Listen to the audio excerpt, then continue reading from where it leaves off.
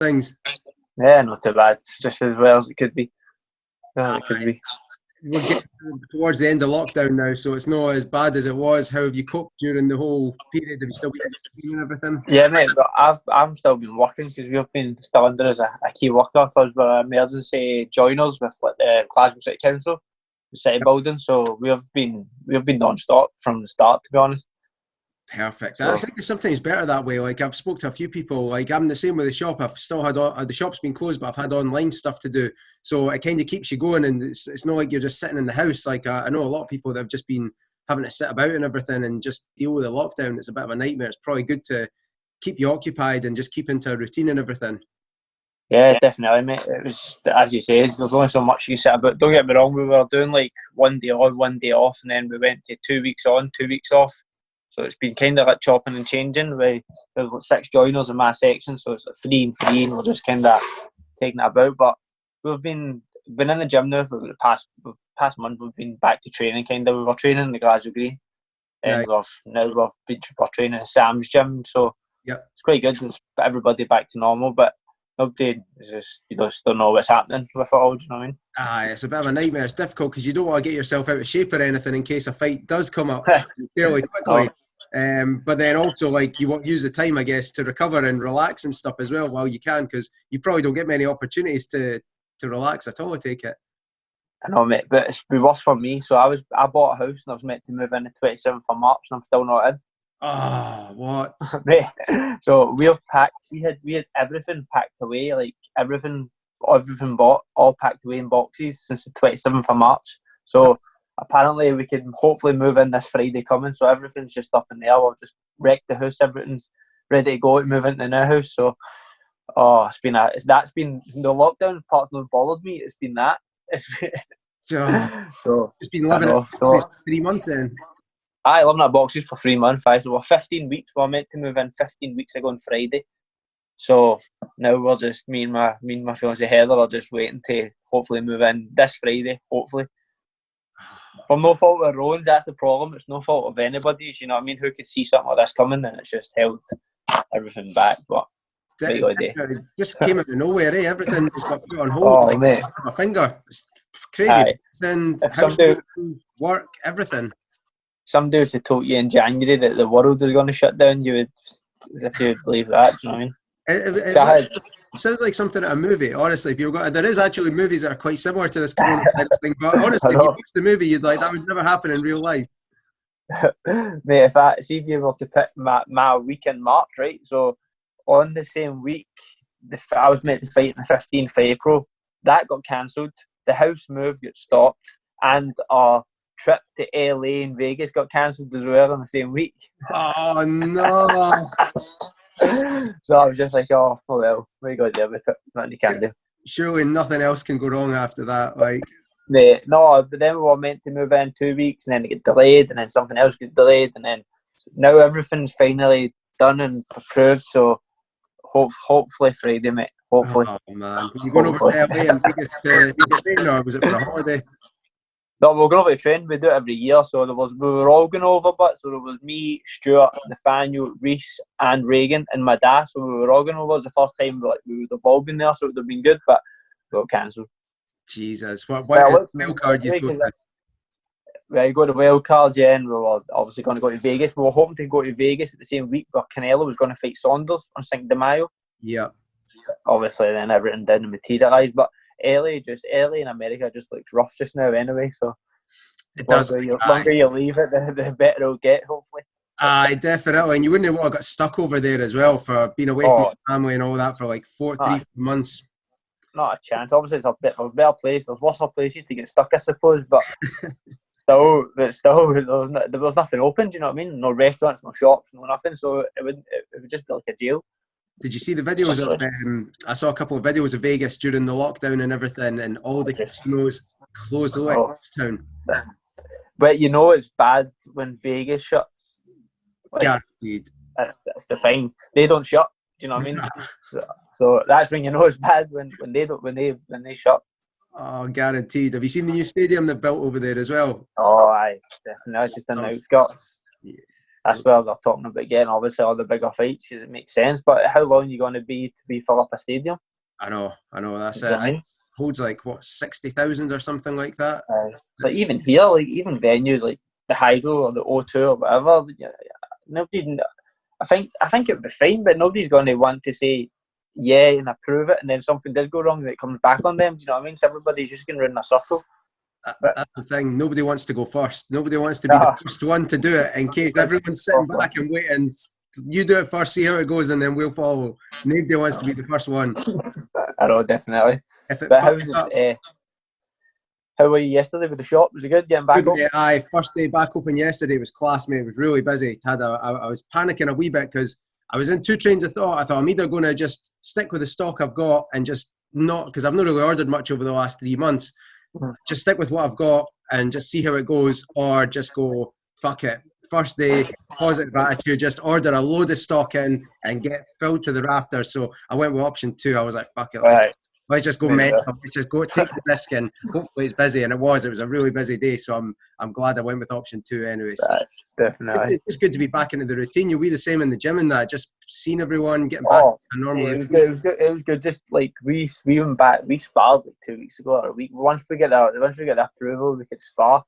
Me and Nathaniel sparred, and never felt. Had been punched in the face since March. Felt brilliant. so we went back in. We were moving about sparring. Me, Nathaniel, Reagan, Reese, and then Mark Hale's joined my dad now as well. So that's a good benefit for Stuart and that. So they've got kind of mixtures. We've got very good in-house sparring. Do you know what I mean? So you don't have to rely on other gyms coming or going to other gyms. There's 6 of us, and some of them are similar weight, some of them aren't. So you've always got a good kind of balance, you know what I mean? Yeah, that's brilliant. Did this lockdown come? I was doing a podcast with Kieran Smith a few weeks ago, and we were talking. In his last fight, he got a bad cut and stuff, and it gave him the chance to heal. You were in a similar position in your last fight. You got quite a bad cut. So did that almost force you into not sparring, so it gave it plenty of time to heal? And yeah, mate, I says it's now it's a way you wouldn't even if you were to look for the cut, you wouldn't see it. Like, would you? It's not fair. But at the time, the cut was terrible. Do you know what I mean? It's worse. But now it's not there at all. Nothing at all. You wouldn't even know. So that's probably a blessing in disguise if you look at it that way. Do you know what I mean? It's like it's healed up. So when we do get the green light to go ahead, I don't know, maybe September, October, but you don't know like when you're going to be fighting. But all you can do is stay ready. That's it. If you were like fighting in April, then how healed up was the cut then? It was sound. The cut was cool because I was sparring and it was fine. See, to be honest, by like January, it was sound. I didn't spar till like the end of January, so I gave it like a good amount of time to heal up, and it did. Once the stitches came out over the time, that was my first cut I've ever had in my whole entire life. Ever. Aye. So I'd never ever been cut till that time. Just my first cut I've ever experienced. Amateur, pro, sparring, nothing at all. Never had anything. That was it. Did it change anything? How did it feel having your first cut? I don't know. It just felt weird. It just felt at the time like I knew it happened because it was like an elbow, and it was just like I just felt like the warm feeling just going down my eye, and you don't realise how bad it is. And when the doctor came over at the corner, he was like, they could see like the skull through the cut, and I was like, sorry, just put some Vaseline on it, carry on. But obviously that's not going to happen. But it's for the benefit. It was obviously you don't want anything bad to go over your head. You know what I mean? But it was a bad cut. Then we went backstage to get the stitches. First time for his stitches as well. And the guy says, "Oh, we don't have any anaesthetics. You just have to do it raw." Oh, but man. So I had that guy doing it raw, sitting on a table, lying on a table. The guy's doing it, and the drug testers was there as well. So I had to do the cut and just straight into the room with the drug testers as well. So there was a pain in that. There was a pain. I was in for a couple of hours and after the fight. These weren't paper stitches either, I guess. These were like proper. No, they were proper stitches. So the worst thing about it, I had 8 proper stitches. Left the venue after the drug test, etc. Went and get my girlfriend. We ended up getting something to eat, back to the hotel, and the cut was just bleeding. So I had to go back to the venue and get other stitches in it. Jesus. Because it just kept bleeding. So they ended up putting an extra 1 or 2 stitches. Like it was the bottom of my eye because it just kept. I was sitting having something to eat, and there was blood just coming down my face still. So I had to go back and get another couple of stitches. But ever since then, it's been sound. I bet everyone in the restaurant must have thought you were a right nutter. Heavy weirdo, man. Nice guy sitting there just covered in blood, eating a cheeseburger. I was I do Thai boxing, and you kick and block with your shins in Thai boxing, and I split my shin down to the bone in one of my fights about 8-9 years ago maybe, and but it was the same. You just don't realise how bad it was at the time. Like I was the same. You could see the shin bone through the cut, but at the time you don't feel it. You don't see it. You just want to carry on. I know. That's the thing. It's a bit of bravado as well. You know what I mean? You're not going to want to just stop just for the sake of stopping. You want to keep going until someday you're proper out. You know what I mean? But that's why there's doctors and my dad, etc. is there to keep you from doing that. The other people who keep you safe. Do you know what I mean? The last thing you want as a fighter is a brave cornerman. 100%. You know what I mean? Definitely. So everyone went well. Everyone went alright. So now I'm just back in and just back training. I'm actually feeling better than what I was last year on that. So I'm feeling very good. So just on the route, just hopefully you can get a shot at the British tail. Still within the hunting, still in the top 10, etc. So, but it's just waiting to see where everybody can go. But it's good to see boxing is back, whether it's in, obviously it's behind closed doors and Eddie's Garden or the other ones in BT Studios and it. So, and I've seen Channel 5 back as well, then MTK's back. So yeah, it's only good, you know what I mean? Definitely. Some of the fights look really good over here. I think that's been one of the criticisms of the top ranked shows in America is they've not really been it's what it is, but you can't fly people in, isn't it? Totally. So, well, I'm guessing you can because Povetkin's obviously not here, is he? I don't know, but I know they've just said, I don't know if this has just changed now, but they've said, I was listening to news this morning, they were saying that you can, international sport is allowed now, like international football, you can fly them in, they don't have to quarantine. So like Champions League and all that kind of stuff? I believe so. Just any kind of international sport, they're allowed on, tennis and stuff as well, I think. So that sort of stuff, and they don't need to quarantine. So I guess maybe like for Povetkin and stuff like that, it'll be the same sort of thing. Yeah, definitely, because it makes I think because they are still Europe in it. It's just Russia they are, so what's based there. So, but I don't know. I don't know whether if you're still not allowed to go in America, but you're not. That's still stopped. I don't know. I must admit, I don't. I think it's just Europe. I think it's. I'm positive it's just Europe just now anyway. Hopefully it changes fairly soon. What do you think of that White Povetkin fight? How do you see that one going? I don't know. It's a weird one. You'd have to say White got momentum. Do you know what I mean? But because I thought Povetkin lost his last fight against Hunter, but he's still a machine of a guy. Do you know what I mean? What, he's 40, 42? Is he? He's 40s, isn't he? He's thingy, but I don't know. He's obviously had a lot of wear and tear. You know, he's been about 5 years, Olympic gold medalist, wasn't he? Like years and years ago. So I don't know. You'd have to say momentum is White because why would they take the fight? Do you know what I mean? Yeah. But the same with White. He's obviously they'll try to chase Fury. Then Fury's tied up with Wilder, and then they're tied up with Joshua. So it's just like a circle. But it is a weird one, the heavyweight division, because you've got AJ Fury, you've got Wilder, White, then you've got Usyk as well. How do you see that whole heavyweight landscape? I know. And how it's looking, and how do you think it'll pan out? I know. You don't know because the smart money would be on Usyk. You know, he's too fast, good, but it's whether he can step up. That's already doing at cruiserweight. Even at that, he was top amateur at super heavy. That guy is just, if you're good, you're good. You know what I mean? Yeah. But do you know what I mean? With the guys, I think the only person you would proper struggle with, Joshua as well, he's really strong, but Fury, do you know what I mean? He's just so big and awkward and good, and like, how can you beat somebody who you can't beat? Do you know what I mean? That's a hard thing to do. So I don't know. It's obviously it's good for the sport. Do you know what I mean? In general. But definitely. I don't know. It'll be a weird one. It'll be good to see Joshua Fury. That just stops. You know what I mean? That's the biggest fight in British boxing history. You know what I mean? That's good. Everybody will want to watch it. Everybody will be split. But I don't know. 50-50. Good fight. It is definitely. The heavyweight division is just so mental just now. It's so much going on. I can't remember it ever being this interesting. Definitely. As it says, definitely. And even here, you've obviously got Dubois and Big Joe as well. So that's an intriguing fight as well. But I like Big Joe. So when I was in Sheffield, me and Joe get put on GB at the same time. So we shared the room together in Sheffield. Quality. So got a lot of time for him. Do you know what I mean? He's a good guy. I would love to see them next to each other. Oh man, GB used to give you all your food like Monday, Tuesday, Wednesday, Thursday, Friday, and they would have it all in your fridges and stuff. And Joe used to eat everybody's food, man. He's a pure machine. The guy just was an absolute animal. Guy used to be able to just stand, he would just be able to just do backflips and all that. Unbelievable. Really? Oh, see the athleticism of him was unbelievable. Swear, unbelievable. So smart as well. But he's obviously he's a very good guy. So I can I've like him to win because I know him personally. Do you know what I mean? So That's I like him. Good guy, not a bad bone in his body, but I wouldn't like to fight him.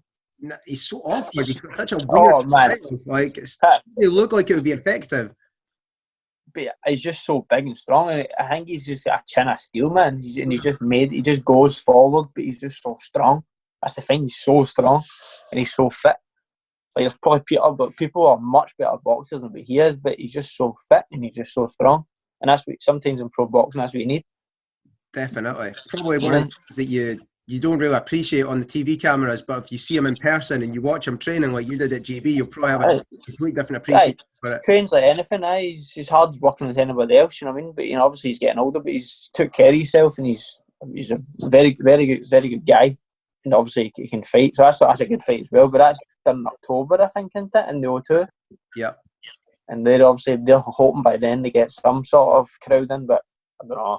You'd have to set a seat in between each other or something. Is that what it's going to be? I don't know. That would be like the easy thing, eh? Like it would be the easiest thing because you've not got anything. It's not just like standing about outside a pub or anything like that, or having to put down stickers or that or anything like that. The easy way to do it would be a person an empty seat.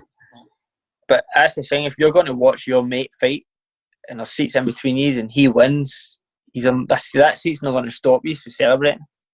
And that's the thing. So what they got to do, put like a steward in between it. Do you know what I mean? It's like how does it work out? I don't know, but hopefully it gets back to normal. It's just a bit of common sense, isn't it?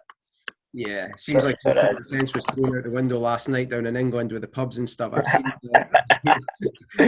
Mate, London just looks mental, doesn't it? Like all these. I seen one the other day and they were trying to break up a street rave and it just turns absolutely nuts. I saw that. It's crazy.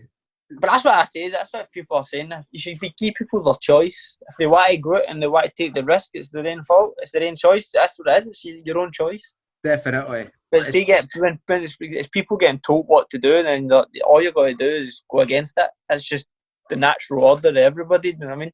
Somebody tells you not to do something, makes you want to do it. Especially when you're young and you're like rebelling against the system and all that. Fuck you, I'm not doing what you're saying. But you look at all the protests that was in the Glasgow Green a few weeks ago, and not one thing has ever come back on it.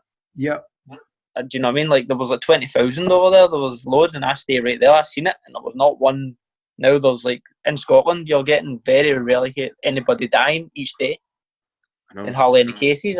So you don't know. Do you know what I mean? You don't know what to believe. Nah, it's a strange one. There's so much going about, conspiracy theories, mainstream media, government opinions, and it's difficult to know what to believe.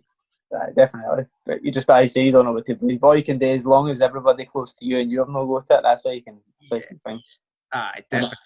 Definitely. Talking about your amateur career then, you obviously boxed. How was all your time boxing with Scotland and GB and everything like that back in the day? A few years ago now, but... Yeah, I know. Started my first fight when I was 11, I think. 11? Yeah.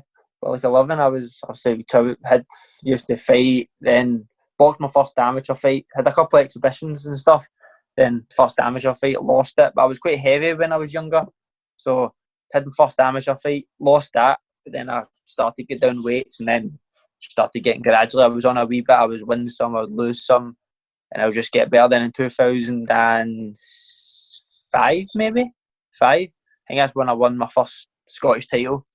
Then I'd never looked back. I'd just kept going and going and going and going. And ever since then, it's just been the same old faces. You know what I mean? It's thing. So the only people that's obviously still about for when me and Hingy were still doing it is like the likes of me, Josh especially, because me and him travelled the world when we were wee boys for like 14, 15-year-old.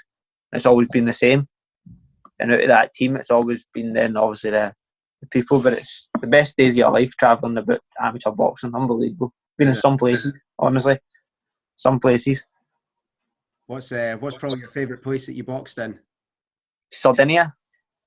See, on the European junior, I think it was the European schoolboys or juniors championships, boxed on the beach in Sardinia. No way. On the beach. Me, Jordan McCrory. Do you remember Robbie McKee?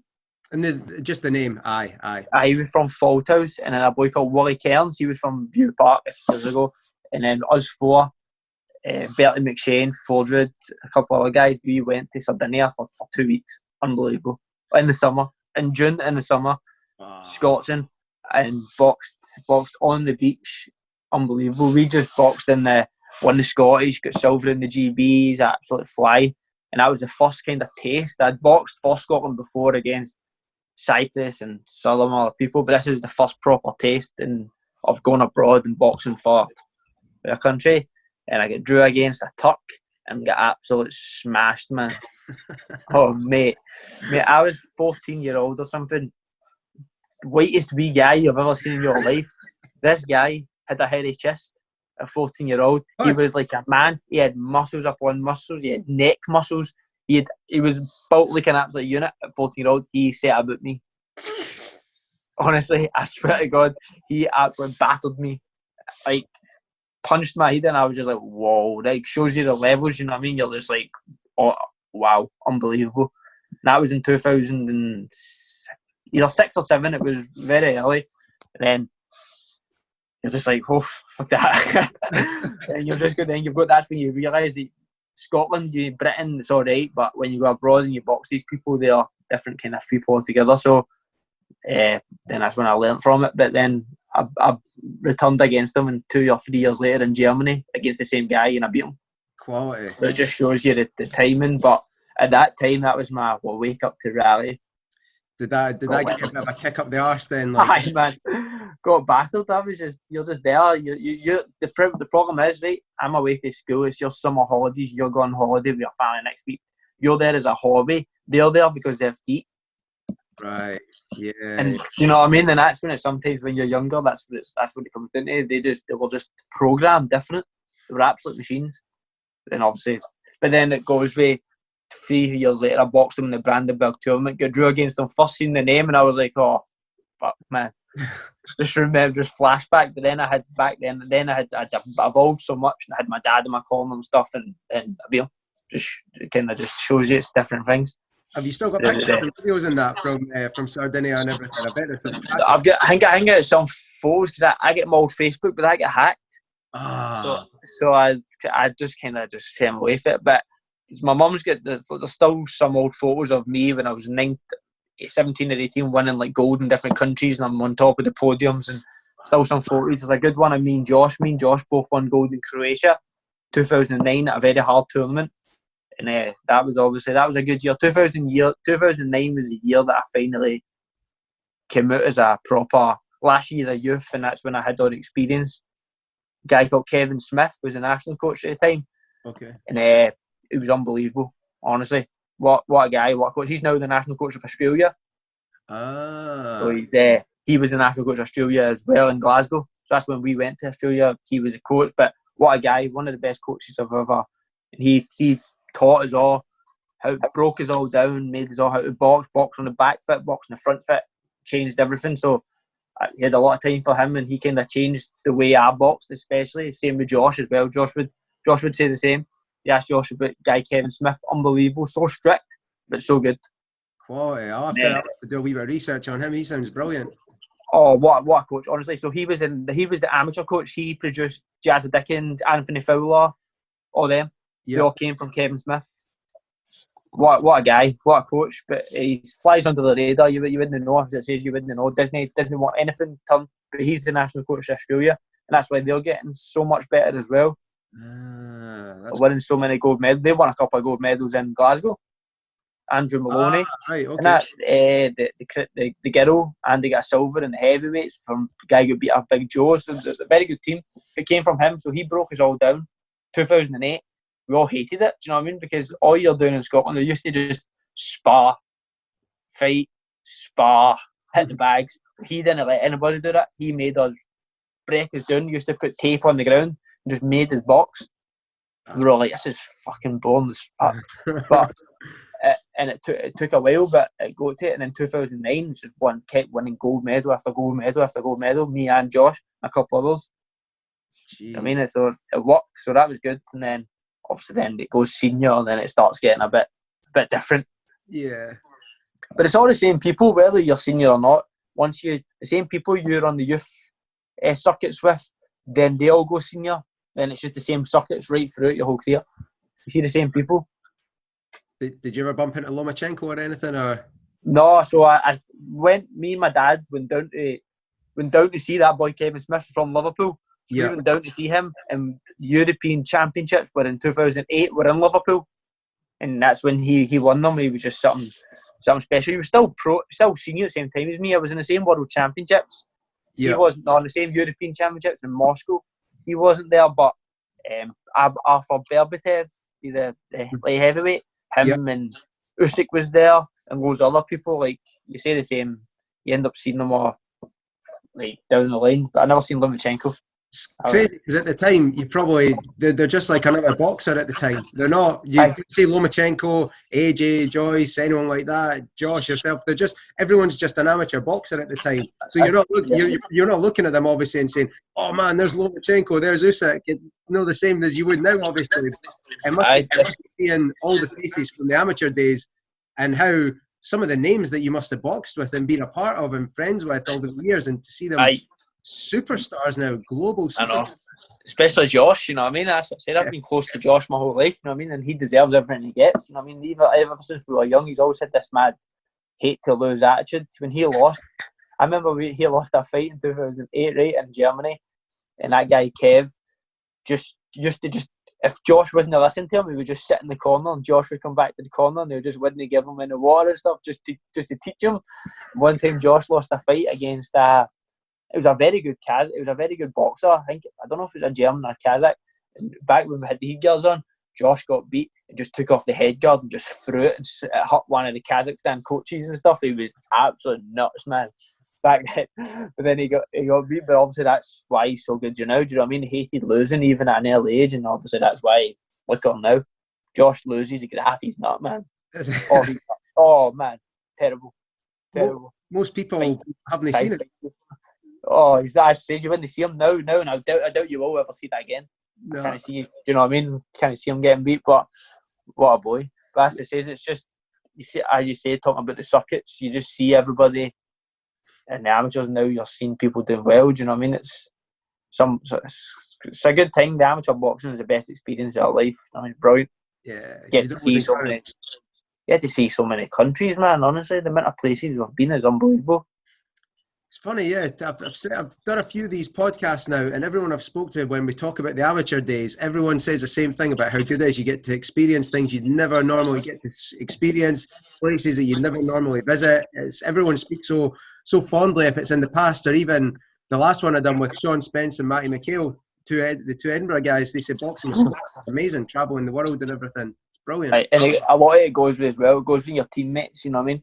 If you've got a good group of boys who you're with constantly, it's always going to be. You're always going to have a good time. Do you know what I mean? No matter where. It's like when we were away for that 4 years. Obviously, I was a bit lucky because I had Stuart Butt and Big Steph Lavelle, who two of them were gym mates.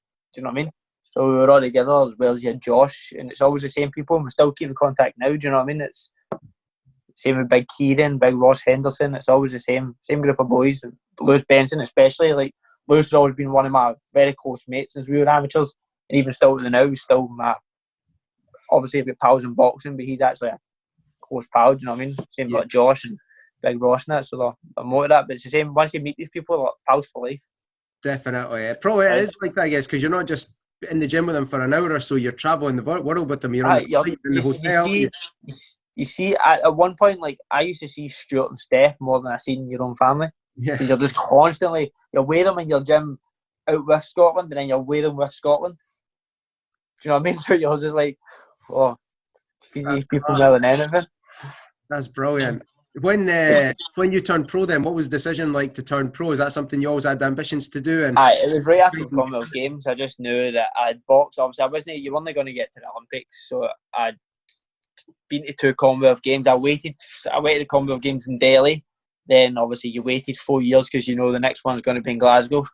Then you just kind of go for that, and it was obviously still one of the best experiences. That was unbelievable as well, just training for that and everything. And it was what a time, like best time of my life. And then after Commonwealth Games, I always had the kind of pro style like to go forward and stuff, and then it wasn't a decision. I knew I was going to do it before it, so I just kind of, that was my first thing. Just go pro and then see where you end up, see how it goes.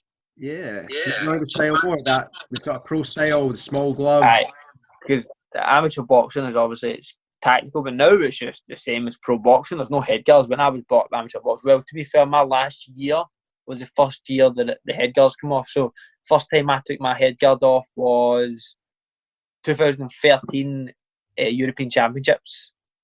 Had a couple of fights and then I lost to Vladimir Nikitin. Okay. That was that. Then my last one was the World Championships 2013 in Almaty in Kazakhstan. That was good. And then the bigger tournament after that was the Commonwealth Games in Glasgow. So the last year was without headgears. Yeah. What was that like, the Glasgow? Just have to touch on that again. In Glasgow. Unbelievable. It was different for me because I stayed in the Gobbles, which is literally 5 minutes from the hydro, 5 minutes from the athletes' village. So like it was like, the only disappointment for me is that I never got a medal. I got to the quarterfinals and I just failed the last bit. So, but it was what I experienced, honestly, unbelievable. Yeah. One of the best things I've ever. Nothing ever changed. It. The very first time walking out when I boxed Pakistan, it's one of the best things I've ever experienced in my life. Nothing will ever beat it. Unbelievable. Packed crowd, everyone screaming for everybody knowing you. Do you know what I mean? That's the thing, because you're from there, not even from Scotland, from Glasgow. So everybody came out. What a buzz! I bet it was class. But even at that, and obviously as a pro, I've still got to box in the hydro 5 or 6 times. I've boxed the Manchester Arena twice. I've boxed the Odyssey in Belfast. I've boxed a lot of big places as well as an amateur. Do you know what I mean? So just hopefully just keep getting more opportunities like that. Definitely. What's it like boxing at these big venues as a pro and everything versus sort of smaller shows and things? Aye, like you're boxing, as it says, you're fighting in the Thistle Hotel in front of 500 and then you're in the high row. You know what I mean? You're just looking about like, because one time I got a belt to a slot right before Josh as well, when Josh boxed. Remember he was meant to fight the Mexican boy when he put out and ended up had to fight a Nicaraguan guy called Campbell. You remember that? Winston Campbell, yep. Aye, and it was that was part, remember the snow, and it nearly stopped it all that week. So I boxed. I was the float, and I got on right before Josh, and that was obviously some buzz. Then I won a Scottish title in there, and boxed in all Ricky cards in there. Do you know what I mean? So it's been quite good. Yeah. And fought in the Manchester Arena when Burns boxed Crower as well. Oh yeah, of course. Yeah. So what a good place. It's obviously a good boxing front of thing, but you've got to start somewhere. Do you know what I mean? You've got to box in the small hall shows to get to where you want to go. Do you know what I mean? Yeah. Obviously, it's didn't work out with the 2 fights I've had, live ones, but couldn't ever get any worse opponents than 2 awkward southpaws, man. What do you feel is next for you then? What have you been working on? I don't know, mate. I just want to just push forward and get a shot at we're still in the top 10 and stuff. So it's just get another win and just take. I want good fights, you know what I mean? So I wait to see what happens. I'm always in the mood for a good fight. I'd like a good orthodox come forward fighter. Yeah. So I can actually. There's nothing worse. The 2 southpaws, Tyrone McCourt, honestly, was the most awkward guy you ever meet in your life. And Kez Ashfaq. Kez is a fantastic movement. His feet, you know what I mean, sharp as anything. He'll give anybody a nightmare. There's 2 awkward southpaws. First time I've ever seen that guy, Kez, was against your fight. I was impressed with him. Like he class, he was. He's brilliant. He is good. He's won everything as a youth as well, all the way right through. And he'll do well. Do you know what I mean? Because he's so hard to hit. He's so sharp. He'll do well as well. Good boy.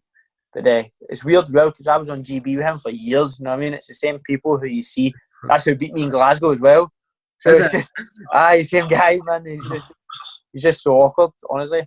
But so he's good guy. But obviously, if I move on, so obviously I'll get a better fight and I can have an actual style and an actual thing where I can actually prove yourself. You know what I mean? But it's the same thing. Their opportunities get given to me. I'm not wanting to knock back a fight.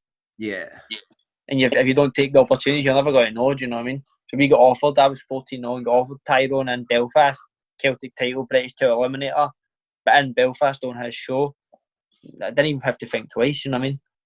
And it's the same with the other one when Matchroom phoned and asked for Kez, WBA International. You're not going to knock. You can't knock back opportunities. Definitely. You know what I mean? Do you think? No matter what you think or not, do you know what I mean? But you can't knock them back. Nah, but people do. Do you think people are too worried about protecting their role? Aye, definitely. But your role means nothing. Obviously, people say that, but you've got to take the opportunities. You'll never know if you don't take them. sometimes don't work out. For me, it didn't, but I'm still in a good position. Nothing happened, you know what I mean? Like, I'm still willing to take any fight, and then that's what happened. But as you said, a lot of people don't want to risk it. Yeah. But why not? Do you know that's what you're in it for? Madness as well, because every fighter, and I bet everybody thinks exactly the same. Every fighter, your favourite fighter of all time, of recent time, any time, you don't think about them and say, I love this fighter because, what was it you love about him? Oh, he was undefeated. He didn't lose a fight. No, even guys that have lost, they've all lost fights. Like Muhammad Ali, just use him, the greatest. You never ever talk about Ali and said, oh, well, he lost those few fights there and there. You talk about everything else that's good about him. It means nothing. Like Lomachenko. Yeah, there you go. you'd be out for Orlando Sleeves, but nobody ever talks about that. No. Same way, obviously Canelo, even though they've got beat, but it doesn't matter. The defeat's how much you make it. Nobody really care. In this day and age, especially, the undefeated record has been meaning less and less. People are just, as long as you take the good fights and have a good fight, that's what you want. You know what I mean? Yeah. How often Definitely do people say that they learn more from a defeat as well? Sometimes it can be the best thing that happens to you. It forces you into changing and adapting. And yeah, definitely. It's just adapting different things and how you go with your mindset. I get to the Kes one done me good because it made me think I'm not just going to be an opponent for some. Do you know what I mean? Because it was hanging. So but I felt I've come on so much better since that defeat. Do you know what I mean? This year, last year has probably been the best year I've felt in the gym, training, sparring, and all the other years previous. I didn't. Do you know what I mean? It took a bit of time, but I feel actually good in the gym, and I feel better now than what I did before the fight. It's weird.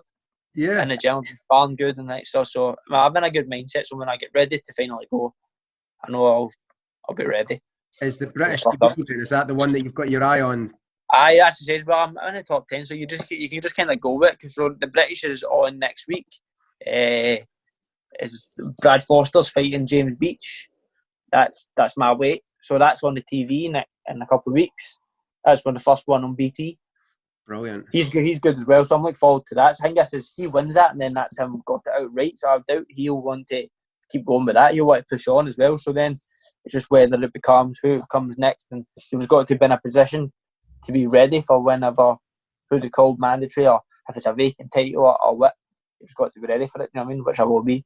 Yeah. I guess this could be the perfect time for it as well. Because I was watching an interview with Eddie Hearn, and he was talking about when he was trying to arrange his fight camping in the Garden, and the amount of fighters that he would go to and say, right, if you're fighting this guy. There's no tune-up fights. There's none of this. You're fighting this guy. It's a good 50-50 fight. And the amount of people that would say, oh, we're not quite ready. We need a wee bit longer. This sort of thing. Aye. So you having that sort of mindset and that sort of attitude, you'll fight anyone anytime, is surely going to work in your favour. It's not even that. It's not even that. It goes with the gym as well. Like, we all keep ourselves ready. You know what I mean? So we're always in the gym all the time. You always have good sparring, so you're always sharp. So you're always to bounce off each other. Do you know what I mean? So that's good. So it's just kind of just waiting to see what turns up. But the only good thing about this isn't it just happened to us. It's happened to everybody across the board. Everybody's starting for the same level in boxing. Yeah. If that makes sense, you know what I mean? So nobody's boxing smart. Do you know what I mean? Right through. So everybody's just kind of being at the same kind of point. People, you can only train so much. Not as if people are going to have a full camp in March, April, because nobody know when the fight's going to be back. Yep. You know what I mean? So it's kind of waiting to see. It'll be good, interesting to see how it plays out with BT and Eddie, on how it is behind closed doors here and how we react to it. Because if they get the numbers, it's just going to keep happening. Do you know what I mean? Yeah, definitely. I'm just hoping they can get crowds back in soon. But the main thing is, at least there's on now. That's for boxing. That's all you can ask for. It's definitely. Boxing. Obviously, you've seen nothing here at all. So I think the first show is it Frank who's got the first one? I think they're next week, isn't they? I think Brad Foster and stuff is next week. I'm positive, and I think Eddie's they're not to the 1st of August. They start in August, definitely. I know they start in August. Then it's like every Saturday for 4 weeks, and then it finishes on a pay-per-view with Povetkin White. I can't see a lot of people buying the pay-per-view. I'm not sure of that. It's a weird one. I don't know, but people's missed boxing, so people will. I don't know. To be fair, I probably will just to watch it. You know what I mean? Just because it's boxing, but like I don't know how, because people a lot of pubs buy it, etc. But a lot of people are not going to want to just go to a pub because then you're social distancing. You can't. I don't know. Yeah. It's a weird one. I agree. I probably wouldn't. It wouldn't be a fight, with all due respect to both guys, that I'd be desperate to pay for. But in this sort of climate, like you said, I'm just choking that there's sport on, so I probably will pay for it. And if you're used to having boxing for that 4 weeks and they've all been good show, then that one's in the fifth, you're just going to end up being like, oh, go for it anyway. Yeah. I'm buying it. I don't know. As much as he gets some stick as well, Eddie, he's putting on 3, 4 o'clock events. To be fair, you can only take people from the face value and what it is. And every time I've dealt with Eddie in matchroom, they've been spot on. Yeah, and even with Frank Warren and stuff, when I boxed them on Tyrone on their show, and Cyclone when I boxed on their show, we've never had any problems with anybody. Do you know what I mean? So you can only take obviously other people's stories, but from Eddie and that especially, it's like clockwork, everything. And that's, you've got to play fair play to them. Do you know what I mean? That's why every fighter wants to go with them, and everybody wants to box on their shows because they know they run very well. Do you know what I mean? Yeah, I've heard that about them. I've heard everybody gets paid on time with Eddie's shows. Clockwork stuff. We've never had any problem. What they say they'll do. If you want to be in time there, they want to pick you up at this time. You want this. Do you know what I mean? There's never, usually if you were to be an away fighter, they'll say, "Oh, I'll pick you up at 1 o'clock." They want to turn up and stuff like that. But we've never experienced that. And any time they've told us to do something on the end of the shows, everything's worked out well. To be fair. That's interesting, because if anyone is going to kind of get screwed over or maybe not get as good a time, it would be the non-matchroom fighters, but to still have exactly. To be fair, obviously the only time I've been in a matchroom away side was against Kez. All the other times I was in the home, because I was the same kind of camp as Ricky. Of course. So you're always in the same hotel as them. But even at that, they were always on time. Anything at all, anything they said they would do. They wouldn't. You never get messed about with anything. So it's fair enough. 100%. They've been, speaking of matchroom, they've been talking about making the Luke Campbell Ryan Garcia fight. The WBC ordered that. What do you think of that fight? It's a good fight. You see, a lot, you don't really know how much Ryan Garcia. Do you know what I mean? It's like, obviously he's good on Instagram and all that stuff, and it's fights some fighters, but all the fighters that he's beat, Campbell would beat. Do you know what I mean? It's like, so I don't know. But Campbell I remember sparring when I was younger. He is unbelievable. He's class. I was going to ask about him. He is class. He is brilliant. He really is. And obviously he's only got better going with Shane as well, but he's just so awkward. But he's so much. He's got someone of power. Like, even all the big, tall, gangly things, man. He's got someone of power. He's some snap in his shots. But he's class. I would probably edge him to beat Ryan Garcia, to be honest. I agree. Just the experience and just. He's not awkward, you know. He's not going to stand in front of Ryan Garcia and let him throw 15 punch combinations. Yeah, I think that's the thing. I mean? Stand in front of him. If you just stand in front of him, then you're just like one of those reflex bags that he's smashing about in the gym. I wouldn't like to be one of them, that to be a heat, but it's the same chance. Like, he's too smart for the Olympic gold medalist. Yeah. Do you know what I mean? He's not daft. He's not going to stand in front of him, and I'm guessing they'd have a perfect game plan. But they all want Luma. Obviously, Campbell got Lomachenko and he's done well, but Lomachenko's a different animal whatsoever. So it means a different thing. But then you've got Tank Davis and you've got Teofimo Lopez, and there's some amount of them, but obviously Lomachenko's the one. Do you know what I mean? Obviously, I don't think anybody beats him, but then you've got the other four, and it's just, they all just want to be that superstar, isn't they? They all just want to be the next kind of American person who breaks into that market. Yeah. So I be, and they're all kind of similar, where they're all kind of flashy. I like Tank. I like him. He's exciting. He's very exciting. He's just not right in the head. I think they're all just mental. Like, they're all just nuts, and they all just have so much shit outside the ring, don't they? Legal problems. Aye. All sorts of stuff. But it's just all the time. Like, comes out of nowhere. It was the same as with Broner. As if, like, just going to say that. As if they just love to just do well in the fights, and then they get tarnished with the stuff outside the ring, then it affects them more. Do you know what I mean? It's crazy. Eh? That lightweight division is really tasty just now. Like, there's some brilliant matches in there, but the franchise champion is something that's rising a bit of debate as well. Like, what do you think about the franchise belt? So for anyone that's listening to this that doesn't know what the franchise belt is, the WBC, they've got an interim champion. This is just in the lightweight division. They've got all this tied up. They've got like an interim champion who is, I can't remember if that's Luke Campbell. I think that's who the Luke Campbell Garcia fight would be. And then they've got the regular champion, which is Devin Haney, and then they've got the franchise champion, which is Lomachenko. Then and the idea of the franchise champion. Then you've got the WBC Diamond, who that's what Fortuna and Linares are fighting for in August. Forgot about that. The Diamond belt as well. So there's 4 champions in the one thing. You know what I mean? When Lomachenko is the champion because he's beat Linares and he's beat Campbell. Yeah. You know what I mean? But then you can't take it away from Devin Haney as well, because look at him. He won the champion when he vacated. So all you can do is beat the person who's in front of you, and if it's for a world title, it's for a world title. Yeah. I don't know. It's a bit nuts, but they'll be getting the money off every single belt, so they're not caring. Definitely. The franchise belt's crazy as well, because you can't lose it in the ring. It's basically, I saw a poll that Rob Tebbett from Boxing Social put on Twitter about just before we done this podcast, actually, and it was about whether you agree with the franchise belt, and he was saying this is a definition of it from the WBC, is that basically it's a belt that's basically it's awarded to the guy that they want to represent the WBC, and it's stop them getting tied up with mandatory so they can go and chase the biggest fights, but it can't be lost in the ring. So even if you didn't, like if Lomachenko lost a fight, he wouldn't lose his franchise title. You can't beat him for it. Aye. As I say, I don't know, but they're trying to say that obviously they want to try and make Tyson Fury that. And is Canelo here already that, isn't he? I think he is. Aye. He's I don't know. It's a weird one. That's when it all comes into politics, but they don't really mind, as long as if you get a belt and it's for a WBC world title or anything you're jumping at it. Do you know what I mean?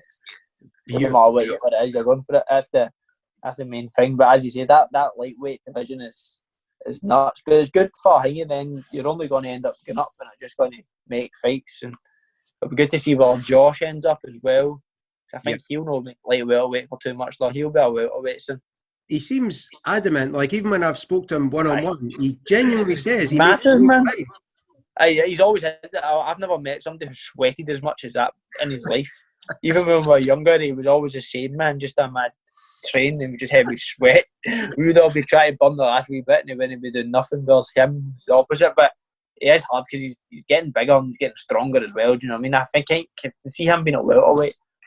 But then, why would they want to give up his advantage? Do you know what I mean? He's huge at super lightweight, and that's why he's too big and strong as anything. So you want to keep that as much as possible, but he's probably going to win everything in there. Do you know what I mean? You're normally going to go for theirs up to try something different.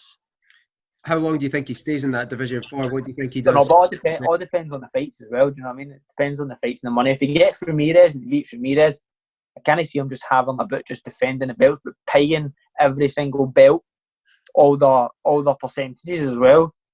Do you know what I mean? Because that would come to a fair few quid if you're paying the IBF, WBC, WBA, and WBO. If you're paying all them all at one time, can't see him doing it.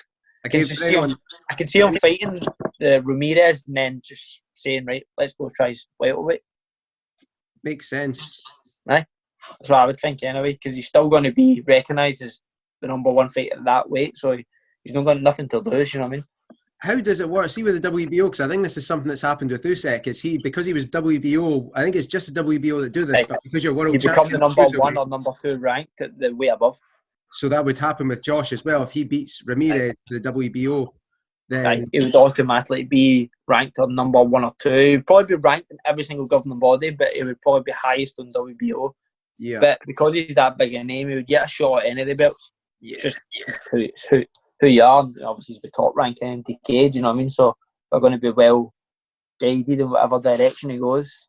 Especially if they're looking to fight Crawford, who's also a top rank as well. Aye. But I can't see Crawford. I think he'll end up winning and he'll end up going up as well. It's just another way to stay the same way. If he can't get the Errol Spence fight, you might think, what?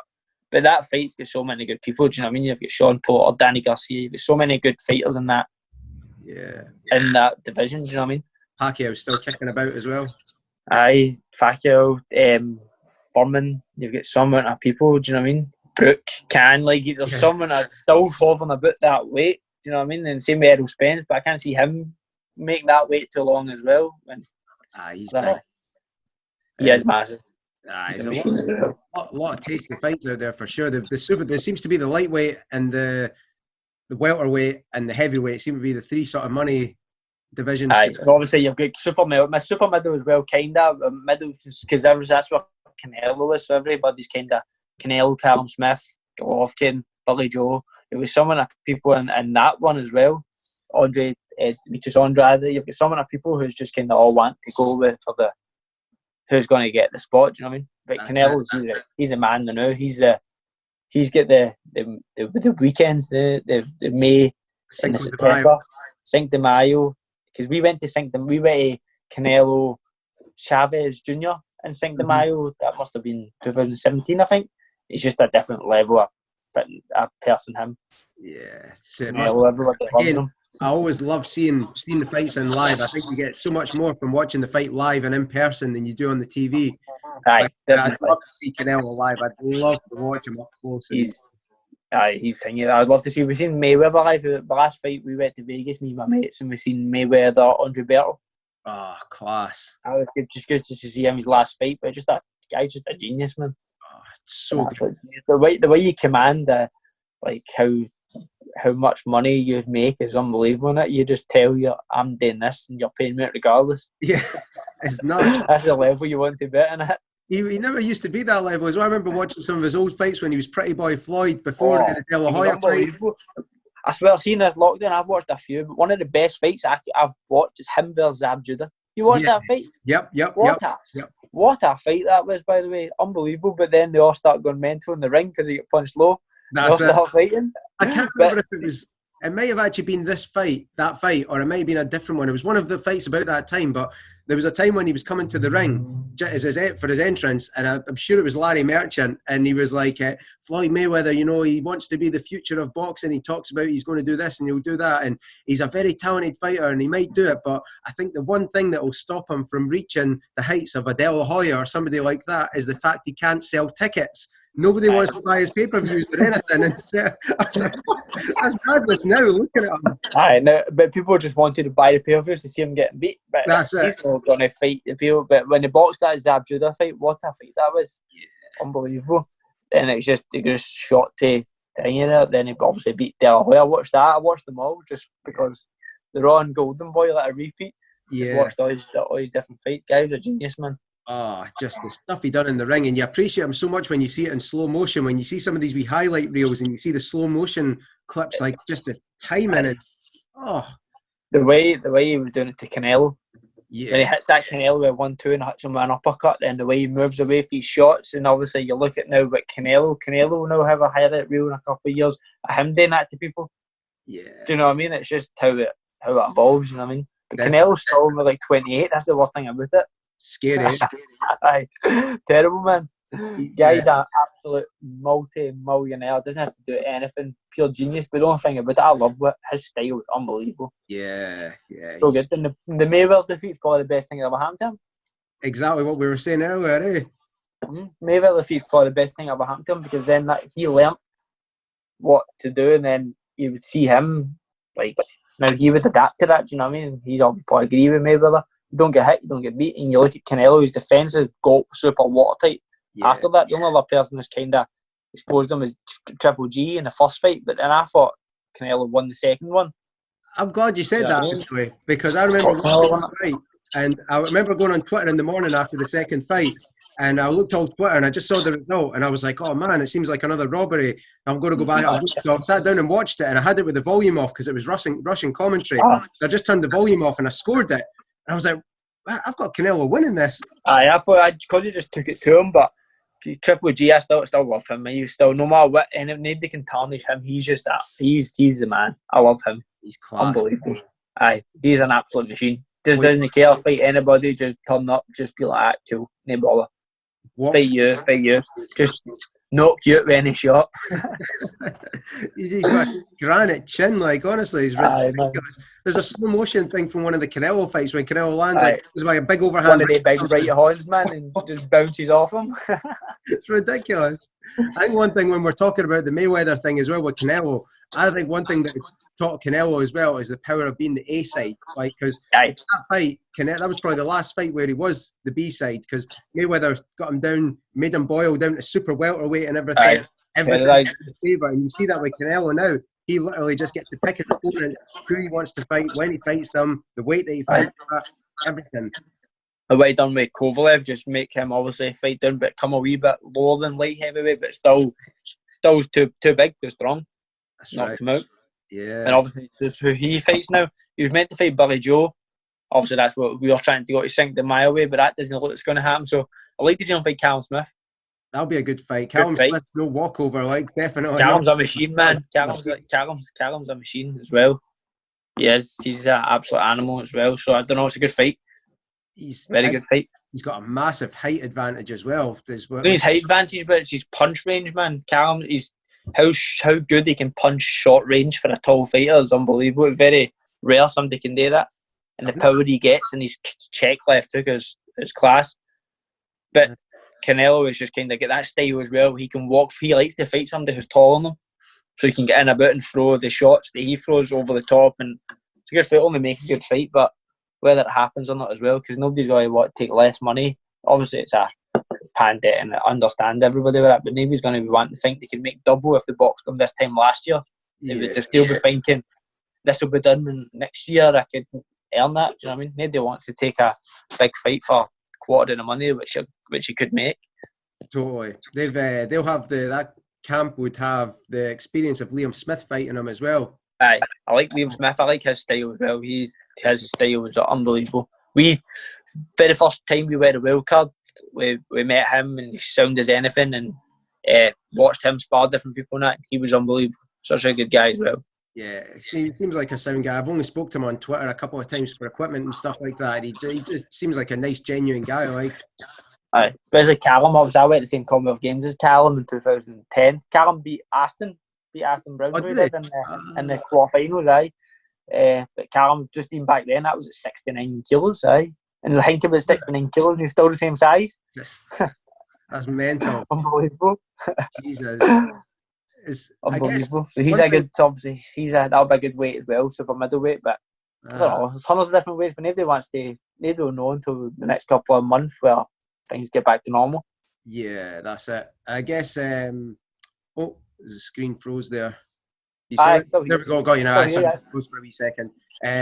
I guess one thing with the Canelo fight as well is, would you think about taking less money if you were confident in beating him? If I can fucking beat him, honestly, I've got the making of him. Would you take less money for the one fight, knowing that you can go in there and beat him, beat the man to become the man, and then also cash in on a rematch as well? Because guaranteed being the contract, if he loses, you would think that he gets an immediate rematch. But even at that, you beat him, you're still not the man. That's the thing. Yeah, that's true. People will still think he's the man. You know what I mean? That's the thing. It's just thinking about. I don't know, because it depends how much money you're losing. You know what I mean? Yeah, I suppose. If you're losing like 5 mil or something stupid like that, you're like, not a chance. I suppose. Do you know what I mean? It's a different thing, and you can probably get not far away for the amount of money that he's getting if you fight somebody less. It wouldn't be that far away, I'm guessing. Yeah. I guess people be looking at it as a business because they're already world champions. They don't have nothing to prove. They're in it to make the most money, which that's what you've got to do, I suppose. True. As you say, but if you're young and upcoming, but I don't know, a weird one. It's a hard question to ask, isn't it? You wouldn't know until you're in that position yourself. I know. Somebody's trying to take away a couple of million for you. You're like, get yourself to. I was going to say, it's probably easier to sit here saying, just take it. I would take 2 million less to fight him, but nobody knows that. Do you know what I mean? You're not in that position yourself. You wouldn't know until you're actually there. Somebody says, it's not even if it's a couple of $100,000, you're millions you're talking. So. Yeah, I suppose. Somebody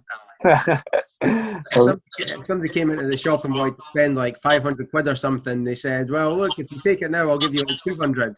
You're not a chance. 200 buy it anyway. Exactly. That's the thing. Probably the same. How is the dogs? Are they in the shop?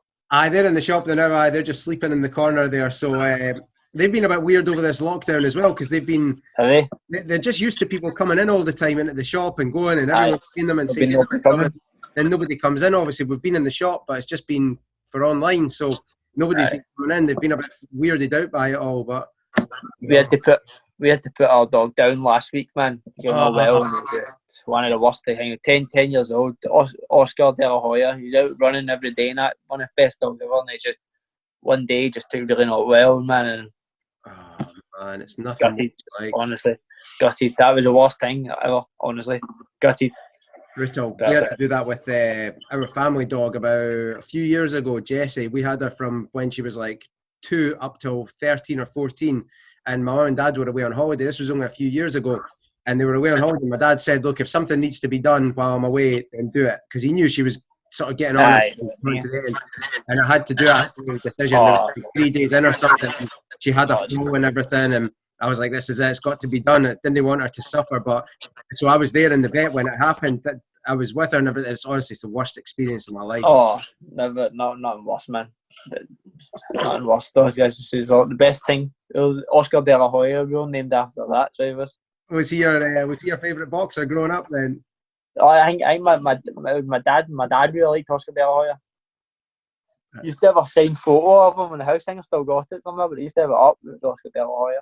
That's class. My dad got it in one at a shop in Vegas years ago. I think it cost him a fortune. It's a belter. He still got it, but it's a picture of a photo and it's all signed and all that by Oscar De La Hoya, the belter. That's class. Has your dad always been into coaching then? Has he always coached you? You said... Aye, since we were wee boys. Like, I still had an amateur coach. I box started in a gym called Denniston. And went from there, and I used to have a guy called John McNair. He trained us. Then when John died, it was a guy Jamie, and then my dad kind of got involved in it. It just kind of became my dad, since he's always took me in the pad since before I ever started boxing, because he boxed amateur as well, so we kind of ended up going to that. So he's always been involved with the coaching, but then it didn't really take effect about 2008 when that guy Kev came in, and my dad will admit to himself, like, he learned everything off him, off that guy Kev Smith. Aye, it's interesting. Still with this day, my dad still keeps in contact with him, talks to him, because he's unbelievable. One of the best coaches I've ever seen, and he taught, and then my dad still would take the advice off him over anybody. That's how then he got into it. So he's been in it for since then, do you know what I mean? And then ever since then, that's when it became 2008, 2009. It's just been like that since. That's class. You've got a team of pros in the gym. It was just me. It was just me for years, and then we got Stuart. Then from Stuart became Big Steph, and there was a couple of hosts of us, you know what I mean? Then Steph left, and then we started our own gym, Hayfield. And that's when Nathaniel came, then Reagan. Then it's just all kind of came for that. But obviously, we had my dad trained Benson for a wee bit, obviously for his last fight, but it didn't happen. Obviously, that's just because Benson's obviously a close pal of mine, and just kind of went for that. So he's always been close to my dad for the amateurs as well. Yeah. Then same with that. Then Mark Kirtland with Reese as well. My dad trained Reese's amateurs. Like, he was always away in Scotland trips with him. Yeah. So when Reese wanted to turn pro, the first person he fought to was my dad as well. So that's class. So we got a good group of boys. It's wild in the gym. They're all nuts, but it's a good group. That's class. So we're on Sam's just because my dad's training Mark Kell now as well. So we're on Sam's. So Sam's done a brilliant job and he's let us in there training that. So can't thank him because all the other gyms are shut, but his is open and it's a tiny gym. So he's gave us full access to always whatever days we need to go in. So fair play, you know what I mean? He's been class with us as well. So he has. That's class. Like, he's a good guy. Like, he's always supported the shop and everything since. So Sam used to box from my amateur club. So when me and Sam have boxed in the same show a few times when I was like 13, 14. Sam used to box for Denniston. So he did. Years ago. So he knew him from years when we used to box in the same club. So just boxed in the Smith's Hotel in Kirkcaldy. Nice. Sam boxed in the same show as I did. And that must have been like 2005, man. That's cool. Something like that, but it's back a long time. He's quite partly with my dad, so he's always been thingy. So he's Mark's been training with us now, so he's been a good addition as well. Yeah. He's fitted into the gym straight away. He's only been there 4 weeks or something, but fitted in right away as well. So everybody's made him welcome. So we've got a good wee stable now. It's just waiting till the fight start back. You definitely need that sort of team camaraderie. I can't even speak. Camaraderie. That's the word. Especially when you're doing all these early runs, training hard. You need people close to you that everyone's in the same group, the same goal. Yeah, as well as them, you get slaughtered as well. You get slaughtered, man. You dating Ryan, you dating Hingy, or you get terrorised. It's just good. You get slagged, nobody's thingy, so you're always getting bammed up on the WhatsApp group and stuff. So you're always, somebody misses a session, you'll be like, oh, you shat it to spar. And it's just like just daft stuff, you know what I mean? It's a good laugh. Oh, you definitely need that as well. You need a good time, but if it's just you yourself, it just drives you away from it. Yeah. It's like there's 4 or 5 years when you're all hitting the bags. There's nothing worse just going in just doing like a 10-round bag session just yourself. Yeah. I've got the worst thing in the world, the most bonus thing. But when you're all doing it, it's good to everybody bounces off each other and you've all got a fight date. It's good to keep sparring and all that kind of stuff. Yeah, absolutely. It's a good gym. Nah, it's class. Good bunch of guys, definitely. And hopefully everything starts up sooner rather than later. So mate, it's just an all boy you can do. So I'm back working. So I've been off for 3 weeks. My work, we took a 3 weeks on, 3 weeks off. So I'm back tomorrow. Oh man, so you've just been training for 3 weeks then? I just not stop for 3 weeks just bang for, but I'll still be training. My work's really good with me when I need to train. Do you know what I mean? So it'll just be back to normal. Just see how it plays out. Yeah. Don't know how it is, but things are slowly getting better. It is, at least everything, you can see everything moving in the right direction now. The shows are back, the lockdown's easing, so... I know. It's just whether everything goes back to normal and how well it actually... people adjust to it, do you know what I mean? That's the thing. So the restaurants and stuff open on the 15th, I think. Even at that, nobody's going to want to go to a restaurant when they can get a takeaway. Nobody's going to want to wear a mask sitting in a restaurant. No, that's it. It says you're going to wear mandatory masks in shops as of Friday. I know, it's as well. So ridiculous. You'll be putting boxing masks in. I know, I should be, honestly. As the side business, I'll make a fortune. I'm in the wrong game. Aye man, a Nike mask. Everybody's getting a couple of better pokes and just adjust them. I'll just paint on a wee Nike tick or something and charge the price. People will buy them. That's going to be a business now. Nobody who'd have thought that masks. We used to when you were in the street, you seen a person with a mask and you'd be like, what a weirdo. And you would see people in airports and you'd be like, weirdos. Now you're going to be a weirdo if you're not wearing a mask. Again. Susie Wong have started making them that make the custom boxing shorts. They've got all kinds of mad, crazy designs. I see there'll be Louis Vuitton ones and Gucci ones and that's and don't hang about that. It'll be a craze. There'll be what about the Stone Island mask with the badge on it and all that. Guaranteed, mate. It's not for me, like, but I've got opinions on it. Like, the mask. I know, but it says, but if they're telling you if that becomes mandatory in the law, if you've got to go into a shop, you've got to wear a mask. Everybody's of course got to do it, innit? It's like nobody wants to do it, but suppose understand aeroplanes and that, but the shops and stuff, it's just a thing. But that's what it says. But so you're a shop worker, you're then going to have to say to or you need to kind of get in here, you're wearing a mask. You just cause arguments and just causes people will be like, well, fuck off. I'm not wearing a mask. And, do you know what I mean? I don't know. I know how to play it. I understand it more if you're going around big supermarkets where there's hundreds of people and everything, but in a small shop like this, where generally it's just me and one other person in the shop at a time. I mean, but you're doing it. You're taking your own risk. It's your choice. That's it. That's the thing. If you should have the choice for stuff like that, being dictated to that you have to do this, you must do that. I think eventually it'll come down to common sense more than a mandatory law or you've got to wear a mask. If people say have a mask sign up and stuff saying we'd rather you wear a mask. That's it. That's exactly it. People have got the choice. They don't want to come into the shop because the shop owner's not wearing a mask. That's fine. I know. It's up to common sense, like you said. People will be weird with it. I'm not going in there. He's not wearing a mask. Oh, I know. I'm not letting him in. He's not wearing. So I don't know how we'll turn it. I don't know. We get masks from our work anyway, so I've got them. So if I need to wear one, I'll always have one on me. Yeah. Just to get in and just get out as fast as you can wherever you go. Definitely, mate. I know. See what happens. Weird times, but I know. Definitely. As well. Listen, mate, thanks for doing this today. No really problem appreciate it. Great laugh. Like, it's class hearing some of those stories. Like, absolutely brilliant. Good. No problem at all. Thanks again, mate. Take care. Hopefully I'll catch up with you soon, Ross, right? Sounds good, mate. Thanks again. Bye bye.